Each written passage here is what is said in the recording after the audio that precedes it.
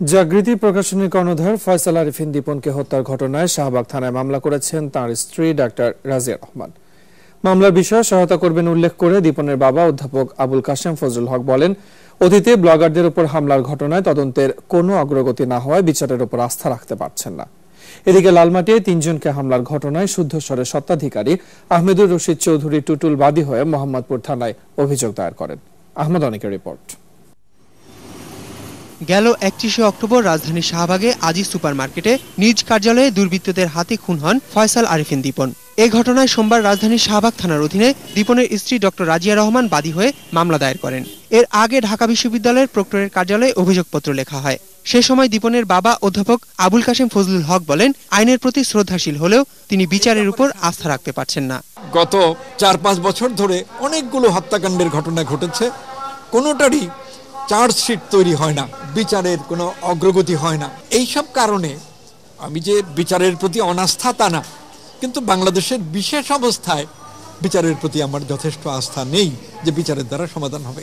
তারপরেও আমি বিচার চলুক, যার কারণে আমি বলেছি যে যদি পুলিশ বিভাগ আমাকে অনুরোধ করে তাহলে কোনো না কোনোভাবে বিচারের সহায়তা আমি করব।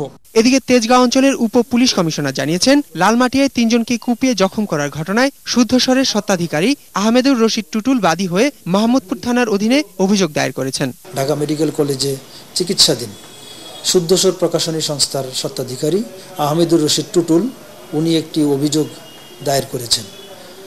তো আমরা এটাকে কিছুক্ষণের মধ্যে রেখে আমরা এফআইআর হিসেবে গ্রহণ করব। এই হামলার কারণ অনুসন্ধানে ব্যক্তিগত, ব্যবসায়িক এবং জঙ্গি সহ সব বিষয় সামনে রেখেই তদন্ত চলছে বলেও জানান তিনি। তদন্ত কাজ ভালো পথেই এখন পর্যন্ত সঠিক পথেই এগোচ্ছে, তবে এই মুহূর্ত পর্যন্ত আমরা কাউকে এখনো গ্রেফতার করিনি। আহমদ অনিক, ২১ টেলিভিশন, ঢাকা। এদিকে দুর্বৃত্তদের হামলার ঘটনায় আহত শুদ্ধস্বর প্রকাশনীর স্বত্বাধিকারী আহমেদুর রশিদ চৌধুরী টুটুল, কবি তারেক রহিম ও লেখক রণদীপম বসুর যথাযথ চিকিৎসা চলছে বলেও জানিয়েছেন ঢাকা মেডিকেল কলেজ হাসপাতালের পরিচালক। তিনি বলেন, তারেকের অবস্থা কিছুটা নাজুক হলেও তারা সবাই বর্তমানে শঙ্কামুক্ত।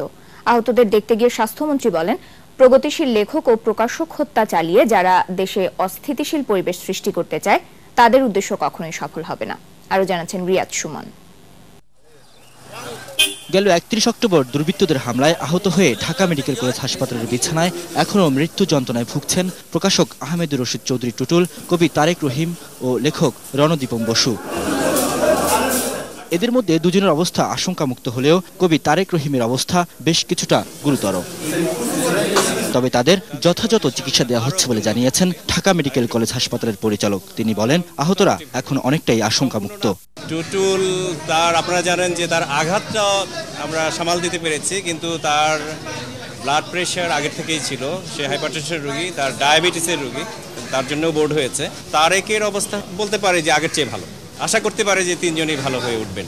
আহতদের দেখতে ঢাকা মেডিকেল কলেজ হাসপাতালে এসে স্বাস্থ্যমন্ত্রী বলেন, প্রগতিশীল লেখক প্রকাশকদের হত্যা ও হামলা দুঃখজনক, অত্যন্ত দুর্ভাগ্যজনক, দুঃখজনক যে আজকে আমরা 3 জন তরুণকে, প্রগতিশীল লেখকের প্রকাশকদেরকে আমরা এখানে এইভাবে আহত অবস্থায় দেখছি।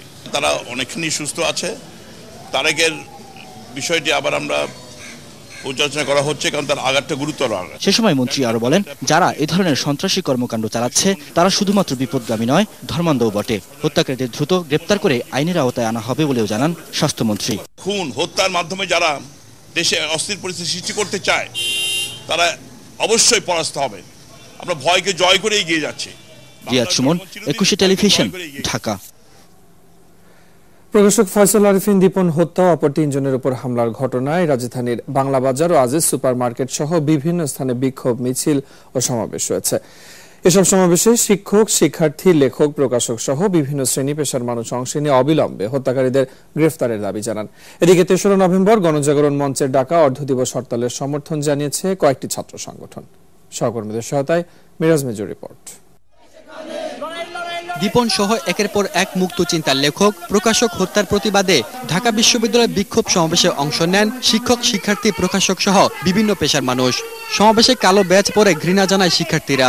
বারবার এমন নৃশংস হত্যার ঘটনায় তীব্র ক্ষোভ প্রকাশ করেন শিক্ষকরা। প্রধানমন্ত্রী শেখ হাসিনা মৌল জঙ্গিবাদী তাদের দমনের জন্য শূন্য সহিষ্ণুতা দেখাচ্ছেন, একই সঙ্গে তার দলের এবং তার প্রশাসনের বিভিন্ন ব্যক্তির আচরণ আমাদের কাছে এটি তুলে ধরেছে যে তারা এক ধরনের প্রশ্রয় দিচ্ছেন। ৭১ যেভাবে আমাদের বুদ্ধিজীবীদেরকে বেছে বেছে হত্যা করেছে, সেরকম ভাবে বেছে বেছে এই নতুন প্রজন্মের লেখকদেরকে, বুদ্ধিজীবীদেরকে হত্যা করা হচ্ছে। ঢাকা বিশ্ববিদ্যালয় আর কোন রক্ত দেখতে চায় না। যখন রাষ্ট্রপতিকারে আসে না, সরকার আসে না, রাজনীতিবিদরা আসেন না, তখন জনগণকে প্রতিরোধে এগিয়ে যেতে হয়। বিচারহীনতার দায় সরকার এড়াতে পারে না বলে দাবি শিক্ষার্থীদের। আমরা সরকারের বিরুদ্ধে একটা কথা বললে, আমরা জঙ্গিবাদের বিরুদ্ধে একটা কথা বললেই আমরা হয় সরকারের টার্গেট হয়ে যাই, নয়তো জঙ্গিবাদীদের টার্গেট হয়ে যাই। যে সরকার নিরাপত্তা দিতে পারে না, আমাদের সেই সরকার একদম দরকার নেই। সমাবেশে সংহতি জানায় গণজাগরণ মঞ্চ। হত্যাকাণ্ডের পর সরকারের দায়িত্বশীল ব্যক্তিরা যে বক্তব্যগুলো দিয়েছে, সেই বক্তব্যগুলো হত্যাকারীদের উৎসাহিত করেছে। তাই হত্যাকারীরা নির্বিঘ্নে একের পর এক এই হত্যাকাণ্ডগুলো চালিয়ে যেতে পেরেছে। এদিকে ৩রা নভেম্বর গণজাগরণ মঞ্চের ডাকা অর্ধদিবস হরতালের সমর্থন ও মাঠে থাকার ঘোষণা দেয় ছাত্র ইউনিয়ন ও সমাজতান্ত্রিক ছাত্র ফ্রন্ট। হরতালের সমর্থনে আগামীকাল সারা দেশব্যাপী সমাজতান্ত্রিক ছাত্র ফ্রন্ট এবং বাংলাদেশ ছাত্র ইউনিয়ন সারা দেশব্যাপী মাঠে থাকবে। এরপরও যদি সরকারের টনক না নড়ে, তাহলে আমরা আরো কঠোর কর্মসূচি ঘোষণা করতে বাধ্য হব। লেখক প্রকাশক হত্যা ও হামলার প্রতিবাদে রাজধানীর বাংলা বাজারে সব ছাপাখানা ও দোকান বন্ধ ছিল। কর্মসূচির সমর্থনে মৌন মিছিল করে জেলা প্রশাসক বরাবর স্মারকলিপি দেয় পুস্তক প্রকাশক ও বিক্রেতা সমিতি। পরে জাতীয় প্রেস ক্লাবের সামনে সংহতি সমাবেশ করেন তারা। এদিকে জাগৃতি প্রকাশনীর প্রকাশক হত্যার প্রতিবাদে ঐতিহ্যবাহী আজিজ সুপারমার্কেট 3 দিনের বন্ধ ঘোষণা করা হয়েছে। ঘটনা সংঘটিত হওয়ার পরেই পুলিশ আমাদের সিসিটিভি কক্ষ, সিসিটিভির নিয়ন্ত্রণ রেকর্ড এবং তার অফিস কক্ষ তাদের নিয়ন্ত্রণে নিয়ে গেছে। মার্কেট সমিতির পক্ষ থেকে 3 দিনের বন্ধ ঘোষণা করেছি। এদিকে সন্ধ্যায় চিকিৎসা সেবা ও জরুরি কাজে নিয়োজিত পরিবহন হরতালের আওতামুক্ত থাকবে বলে জানিয়েছেন গণজাগরণ মঞ্চের মুখপাত্র ইমরান এজ সরকার। যেসব জরুরি সার্ভিস সমূহ রয়েছে, চিকিৎসা থেকে শুরু করে সকল জরুরি সার্ভিস এই হরতালের আওতার বাইরে থাকবে। পরে একটি মশাল মিছিল বের করা হয়। সেলিম মালিক, 21 টেলিভিশন, ঢাকা। রাজনৈতিকভাবে পরাজিত হয়ে লন্ডনে গিয়ে খালেদা জিয়া বিদেশি ও লেখক প্রকাশকদের গুপ্ত হত্যা শুরু করেছেন বলে মন্তব্য করেছেন প্রধানমন্ত্রী শেখ হাসিনা। জেল হত্যা দিবসকে সামনে রেখে আওয়ামী লীগের জনসভায় তিনি কথা বলেন। যুদ্ধাপরাধীদের রক্ষায় গুপ্ত খুন করা হচ্ছে মন্তব্য করে প্রধানমন্ত্রী বলেন, সন্ত্রাসীদের বিরুদ্ধে কঠোর ব্যবস্থা নেওয়া হচ্ছে। বাংলাদেশকে নিয়ে ষড়যন্ত্রকারীদের সাবধান করে তিনি হত্যাকারীদের যোগসূত্র কোথায় তা খুঁজে বের করতে জনগণের সহযোগিতাও চান। বিস্তারিত জানাচ্ছেন সাজ্জাদ রুমেল। বঙ্গবন্ধুকে হত্যার ২.৫ মাস পর নিহত জাতীয় 4 নেতা তাজউদ্দিন আহমেদ, সৈয়দ নজরুল ইসলাম, এম মনসুর আলী এবং কামরুজ্জামানের স্মরণেই সোহরাওয়ার্দী উদ্যানে আওয়ামী লীগের জনসভা হয়। ১৯৭৫-এর ৩রা নভেম্বর কেন্দ্রীয় কারাগারের ভেতরে মুক্তিযুদ্ধের অন্যতম সংগঠক ও জাতির পিতার ঘনিষ্ঠ সহচরদের নির্মম হত্যাকাণ্ডে জড়িতদের ঘৃণা জানান বক্তারা। প্রধানমন্ত্রী সহ বক্তারা এইসব হত্যাকারীদের প্রতিষ্ঠিত করায় জিয়াউর রহমান ও খালেদা জিয়াকে আবারও অভিযুক্ত করেন। যারা 15 আগস্ট এবং 3রা নভেম্বর হত্যাকারী, তাদেরকে জিয়াউর রহমান বিভিন্ন দূতাবাসে চাকুরি দিয়েছিল।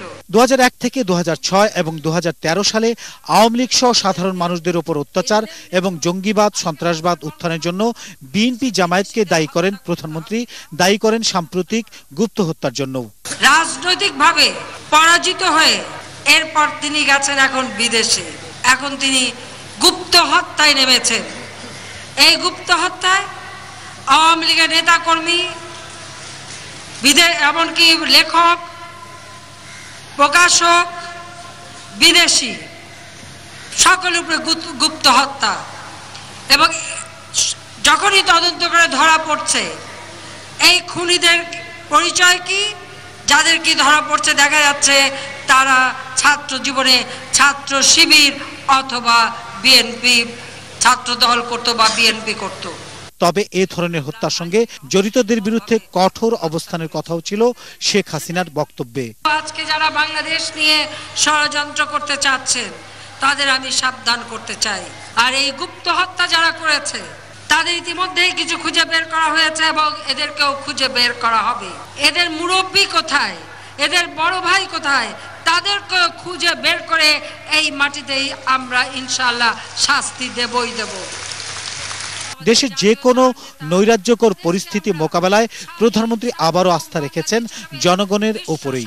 যারা শান্তি চান, উন্নতি চান, স্বাধীনতা বিশ্বাস করেন, মুক্তিযুদ্ধের চেতনায় বিশ্বাস করেন, কারা খুনি তাদের বের করতে আপনারাও সহযোগিতা করেন। বড় বড় প্রকল্প বাস্তবায়ন সহ বাংলাদেশের নব উত্থান অগ্রগতির গতিধারা কেউই বাধাগ্রস্ত করতে পারবে না, এমন দৃঢ় অঙ্গীকার বরাবরের মতো সোমবারের জনসভাতেও প্রধানমন্ত্রীর বক্তব্যে ছিল। দেশবাসীকে আজকে সাজিদ রোমেল, 21 টেলিভিশন, ঢাকা। বিভিন্ন হত্যাকাণ্ড নিয়ে কারো ওপর দোষ না চাপিয়ে সরকারের উচিত আসল খুনিদের খুঁজে বের করা। বিকেলে নয়াপল্টনে দলের কেন্দ্রীয় কার্যালয়ের সংবাদ সম্মেলনে বিএনপির আন্তর্জাতিক বিষয়ক সম্পাদক আসাদুজ্জামান রিপন কথা বলেন। দীপনের বাবার বক্তব্যের জবাবে মাহবুবুল আলম হানিফ যে মন্তব্য করেছেন তার জন্য দীপনের পরিবারের কাছে ক্ষমা চাওয়ার আহ্বান জানান তিনি। চলমান হত্যাকাণ্ড রোধে সরকারের প্রতি সর্বদলীয় বৈঠকের আহ্বান জানান রিপন।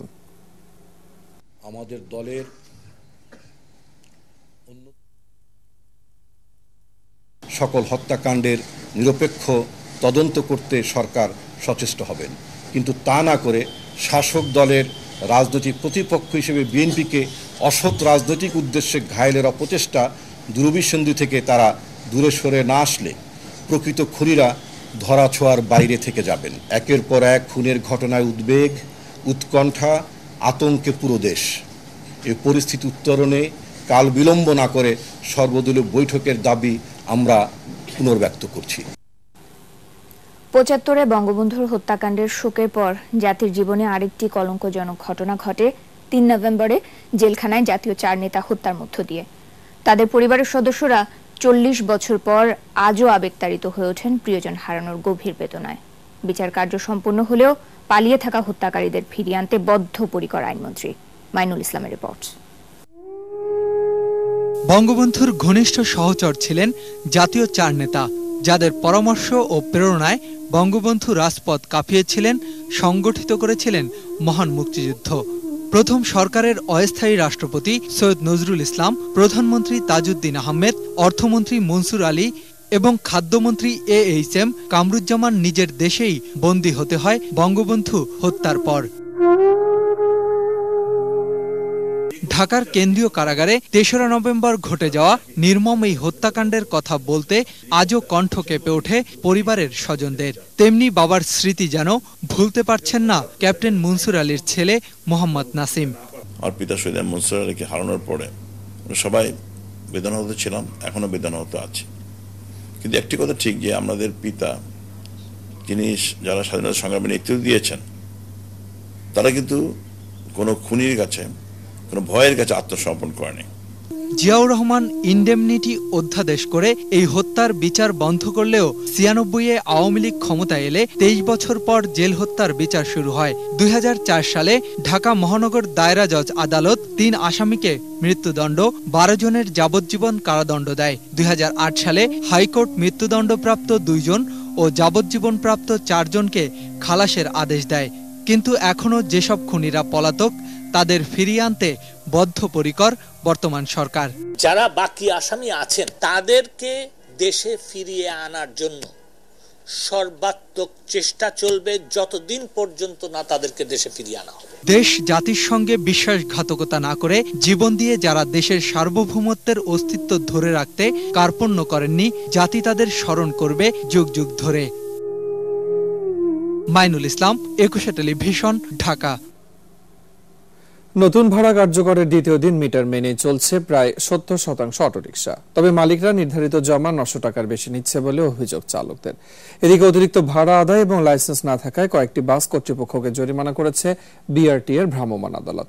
আর মিটারে অনভ্যস্ত সিএনজি অটোরিকশা যাত্রীদের ভালো মন্দ মিলে রয়েছে মিশ্র প্রতিক্রিয়া।